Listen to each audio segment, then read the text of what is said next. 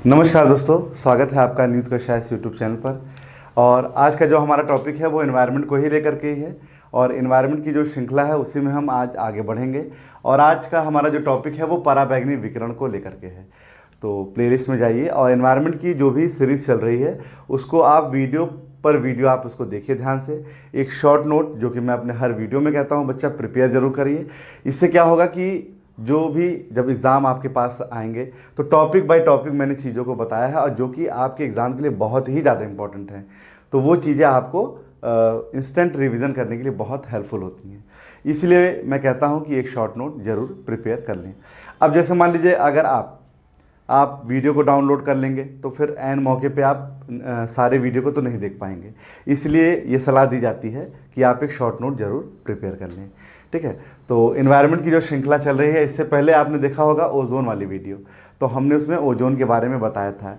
और हमने आपको एक चीज़ समझाई थी कि 4 मंडल होते हैं: क्षोभ मंडल, समताप मंडल, मध्य मंडल और आयन मंडल, जिसको हम लोग बोलते हैं ट्रोपोस्फेयर, स्ट्रेटोस्फेयर, मेसोफेयर और आयनोस्फेयर।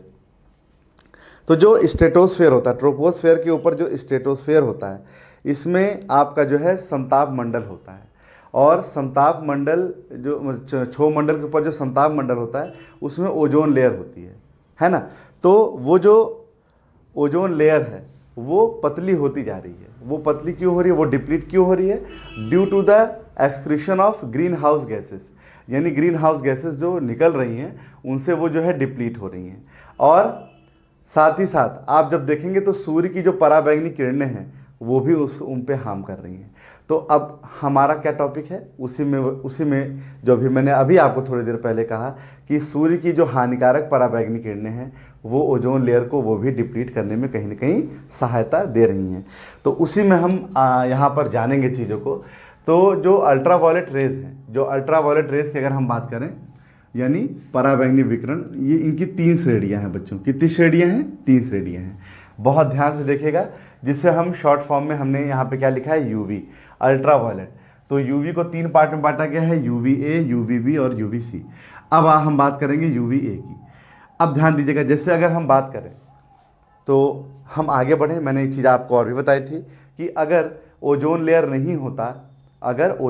नहीं होता तो सूर्य की पराबैंगनी किरणें डायरेक्ट धरती पर पड़ती और हमें स्किन कैंसर जैसी डिजीज़ हो जाती। बताया था ना मैंने। तो स्किन में ही क्या होता है बच्चा, देखिए 3 चीज़ें यहाँ पे ध्यान दीजिएगा। सबसे ऊपरी परत जो होती है वो एपिडर्मिस होती है, उसके नीचे डर्मिस होती है, उसके नीचे क्यूटेनियस टिश्यू होता है। तो यहाँ ये फैक्ट आपको ध्यान देना। देखिए यहाँ ये मैंने डायग्राम बनाया हुआ है, ध्यान दीजिएगा। सबसे ऊपरी त्वचा जो होती है बच्चा वो एपिडर्मिस होती है, उसके बाद डर्मिस होती है और उसके बाद सब क्यूटेनियस टिश्यू होता है। यहाँ आपको सबसे पहले यही जानना है, क्योंकि मैं अभी आपको बताने वाला हूँ कि कैसे स्किन कैंसर हो रहा है। ठीक है, ध्यान दीजिएगा। तो यूवी ए जो है यानी अल्ट्रावायलेट ए, ये किरणें एपिडर्मिस को भेदने में सक्षम होती हैं तथा डर्मिस में फैल जाती हैं।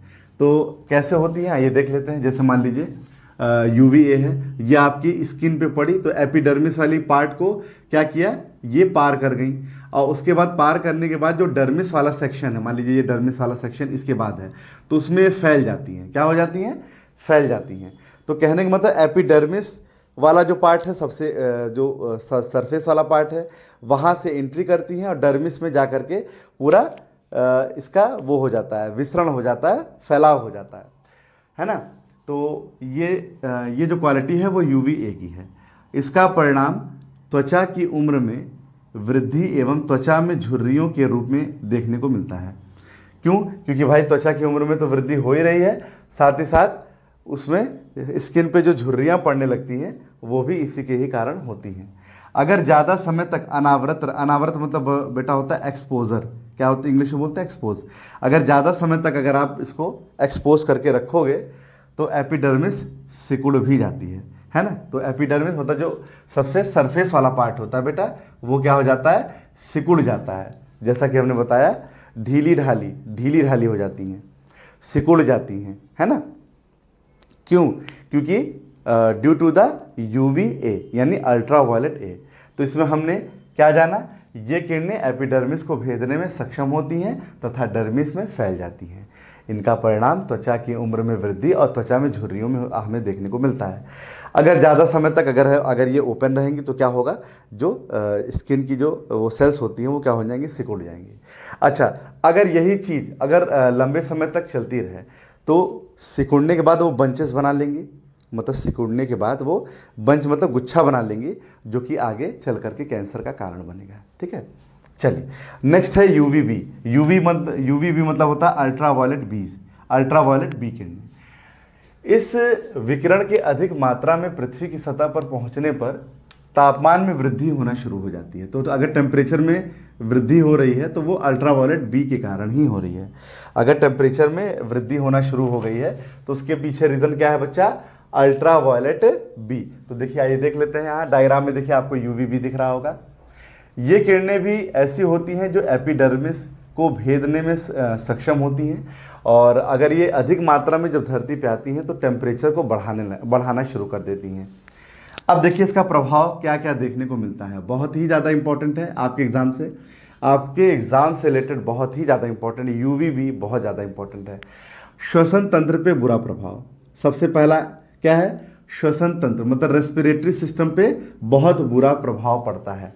जो हमारे ह्यूमन बॉडी के अंदर जो रेस्पिरेटरी सिस्टम है वो कहीं ना कहीं अफेक्टेड हो जाता है। ठीक है, दूसरा है त्वचा कैंसर, जैसा कि अभी हमने बताया स्किन कैंसर भी हो सकता है। मोतियाबिंद एवं अन्य नेत्र दोष, मोतियाबिंद तो होता ही होता है।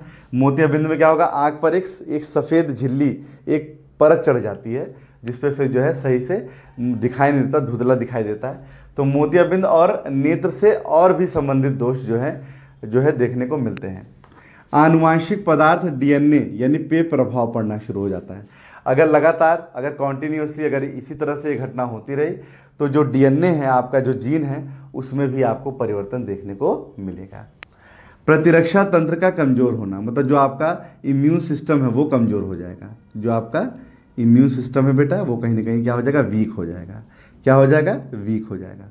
और सनबर्न, सनबर्न मतलब कि जैसे कैसे होता है, देखिए लाल लाल चकत्ते चकत्ते पड़ जाते हैं, क्योंकि हम ये कहते हैं या डॉक्टर ये कहता है कि ये अगर आप जब डॉक्टर दिखाते हैं तो कहते हैं ये सनबर्न की समस्या है, ये मतलब एलर्जी आपको हो रही है, सनलाइट से आपको एलर्जी, तो आप मुंह पे कुछ बांध कर चलिए, हाथ पर कुछ पहन कर चलिए, क्योंकि हमको इससे एलर्जी है। तो सनबर्न जैसी समस्या होना शुरू हो जाती है। तो ये जो प्रभाव मैंने बताए हैं ये आपके एग्जाम के लिए बहुत ही ज़्यादा इंपॉर्टेंट है, ध्यान दीजिएगा। श्वसन तंत्र पे प्रभाव पड़ता है, त्वचा कैंसर भी हो सकता है, मोतियाबिंद और नेत्र से संबंधित अन्य दोष, आनुवांशिक पदार्थ डीएनए में चेंजिंग आ सकती है ना। अगर हम डीएनए की बात करें तो ये क्या करता है, आनुवांशिक गुणों को एक पीढ़ी से दूसरी पीढ़ी में ट्रांसफ़र करता है। तो सोचो अगर जीन में ही परिवर्तन हो जाएगा तो सोचो क्या क्या चीज़ें हमें देखने को मिलेंगी। प्रतिरक्षा तंत्र का कमज़ोर होना, जो इम्यून सिस्टम वो कहीं ना कहीं कमज़ोर हो जाएगा। सनबर्न मतलब कि सनबर्न जैसी समस्या देखने को मिलेगी। ठीक है, अगला है यूवीसी मतलब अल्ट्रावायलेट सी। अल्ट्रावायलेट सी क्या है, ध्यान दीजिएगा, ये सबसे खतरनाक यूवी विकिरण है जो पृथ्वी की सतह पर पहुंच नहीं पाती, क्योंकि यह ओजोन लेयर द्वारा अवशोषित हो जाती है। तो अल्ट्रावायलेट सी की अगर हम बात करें तो सी जो है सबसे खतरनाक है, ध्यान दीजिएगा। अल्ट्रावायलेट सी जो है वो सबसे खतरनाक होती है, और अच्छी बात यह है कि ये किरणें धरती पर नहीं आ पाती हैं। अगर आ जाती तो और भी समस्याएं, गहरी समस्याएं देखने को मिल सकती थी। तो अब चूंकि धरती पे नहीं आ पाती हैं, इसलिए ओजोन लेयर द्वारा अवशोषित, इसलिए नहीं आ पाती क्योंकि ओजोन लेयर द्वारा अवशोषित हो जाती हैं। तो यहाँ ये फैक्ट बहुत ही ज़्यादा इम्पॉर्टेंट है हमारे लिए। क्लियर है? तो पराबैंगनी विकिरण का ये जो टॉपिक है आपको कैसा लगा मुझे आप कमेंट में ज़रूर बताइएगा।